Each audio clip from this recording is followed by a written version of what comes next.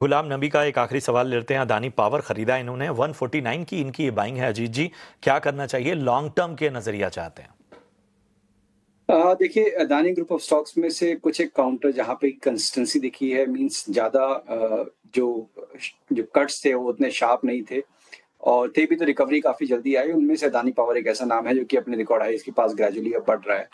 तो बने रहने की राय होगी। यहाँ पे अब बेस बन गया करीब 140 पे। अगर शॉर्ट टर्म का व्यू है तो वही आपका स्टॉप लॉस होना चाहिए, क्योंकि हाई बीटा काउंटर है तो उतना स्टॉप लॉस आपको शायद मेंटेन करना बेटर रहेगा। कॉज अपसाइड का पोटेंशियल भी अच्छा है। करीब 180-85 तक के लेवल्स पोटेंशियली आपको देखने को मिल सकते हैं करीब करीब महीने से 1.5 महीने के पर्सपेक्टिव के साथ।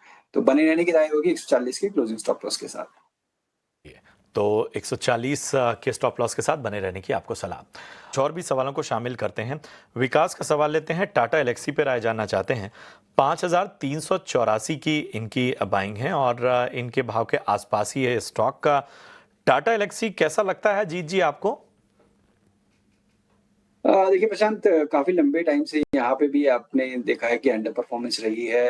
हाल-फिलहाल में रिज़ल्ट्स भी आए हैं, बट उसके बाद भी कुछ ख़ास रुझान देखने को मिला नहीं है। स्टॉक अपने 52 वीक्स लो के पास ही ट्रेड कर रहा है। तो मेरे हिसाब से जब मार्केट आपका ग्रेजुअली अब रिकवरी मोड में है और अपने रिकॉर्ड हाइज़ के पास जा रहा है, जिन सेक्टर्स और स्टॉक्स में जहाँ पे कि अंडर परफॉर्मेंस चल रही है काफ़ी लंबे समय से, एक अपॉर्च्युनिटी लॉस काफ़ी ज़्यादा है। तो थोड़ा-सा हिम्मत करके यहाँ से एग्ज़िट करके जैसे मैंने बताया कि private banking measures, select PSUs, SBI जैसे, और साथ ही साथ जो दूसरे सेक्टर्स चाहे वो मेटल हो, ऑटो हो, जहाँ पे कि कंसिस्टेंसी दिख रही है, वहाँ पे फोकस करिए। एक बार यहाँ से लॉस लेके आप निकल सकते हैं। ठीक है, तो ये है राय टाटा एलेक्सी पर आपको मिलती हुई। मोहम्मद इकबाल का सवाल लेते हैं। सुजलॉन पर राय जानना चाहते हैं। 100 क्वांटिटी इन्होंने ली हुई है और इनकी बाइंग प्राइस 62 की है। थोड़ा ऊपरी स्तरों की इनकी खरीदारी है।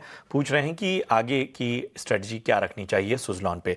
62 की बाइंग सुजलॉन पे बताइए हरीश, क्या किया जाए? प्रशांत जी, ऐसा लगता है कि उन्हें शॉर्ट टर्म के लिए ट्रेडिंग पर्सपेक्टिव से लिया होगा।